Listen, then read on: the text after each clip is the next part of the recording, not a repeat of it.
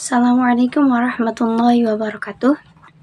Perkenalkan, nama saya Siti Hana Setiawati dari Prodi PAI Nonreg 3B.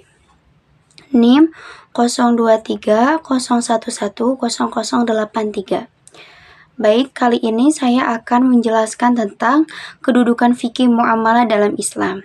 Fikih muamalah memiliki kedudukan yang sangat penting dalam Islam, karena ini adalah cabang fikih yang mengkaji dan mengatur segala aspek transaksi dan interaksi sosial antara individu dan kelompok dalam masyarakat. Kedudukan fikih muamalah dalam Islam ini dijelaskan sebagai berikut. Yang pertama yaitu sebagai pedoman hidup sehari-hari, bahwasannya fikih muamalah memberikan pedoman praktis tentang bagaimana seorang muslim harus berperilaku dalam kehidupan sehari-hari. Ini mencangkup berbagai aspek seperti bisnis, perdagangan, perkawinan, warisan, zakat, dan banyak lagi. Oleh karena itu, fikih muamalah adalah panduan utama bagi individu muslim. Dan yang kedua, ada ajaran syariah. Fikih muamalah didasarkan pada ajaran syariah, yaitu hukum dan nilai-nilai yang diambil dari Al-Quran dan hadis, bahwasannya memastikan praktik-praktik dalam muamalah selaras dengan prinsip-prinsip Islam seperti keadilan, kejujuran, dan ketidakdiskriminasi. Nah, yang ketiga ada menjaga etika dan moral. Fikih muamalah juga menekankan pentingnya etika dan moral dalam segala tindakan. Hal ini mencangkup kejujuran dalam bisnis, memperlakukan sesama dengan adil, dan menghindari praktik-praktik yang dilarang dalam Islam seperti riba ataupun judi. Dan yang keempat, ada keadilan dan perlindungan hak. Salah satu tujuan utama fikih muamalah adalah untuk memastikan keadilan dan perlindungan hak-hak individu dalam transaksi dan interaksi sosial.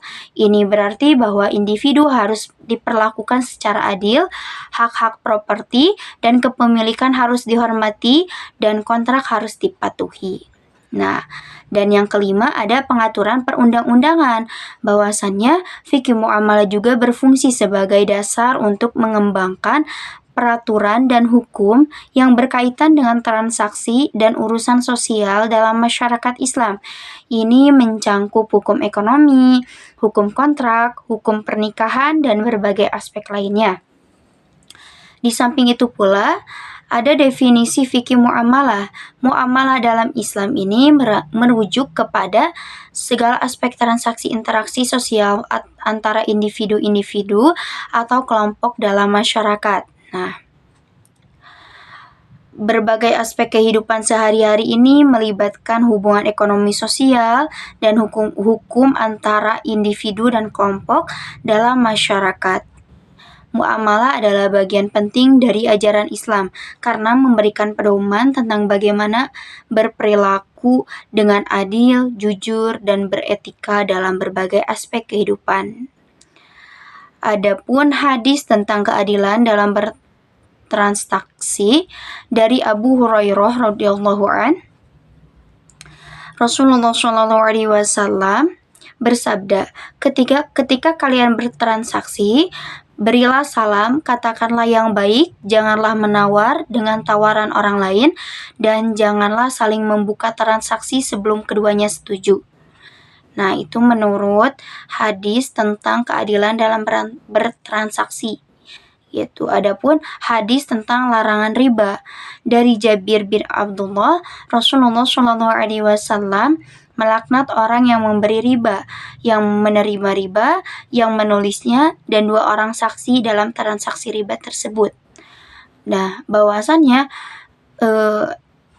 dari hadis tersebut dijelaskan bahwa riba sangatlah tidak dibolehkan, baik itu yang melakukannya, baik itu yang menerimanya, ataupun yang menulisnya, gitu. Ada juga ruang lingkup fikih muamalah, bahwasannya ruang lingkup fikih muamalah ini mencangkup berbagai aspek transaksi dan interaksi sosial dalam kehidupan sehari-hari yang melibatkan individu-individu dan kelompok dalam masyarakat Islam. Yang pertama, ada perdagangan. Jadi fikih muamalah ini mengatur transaksi jual beli termasuk aturan tentang harga, pembayaran, dan kondisi transaksi. Yang kedua perwakilan, yang ketiga ada perniagaan, keuangan dan perbankan, warisan dan pewarisan, zakat dan infak, perdagangan dan investasi, pernikahan dan perceraian, adapun hukum kontrak dan hukum pidana. Nah,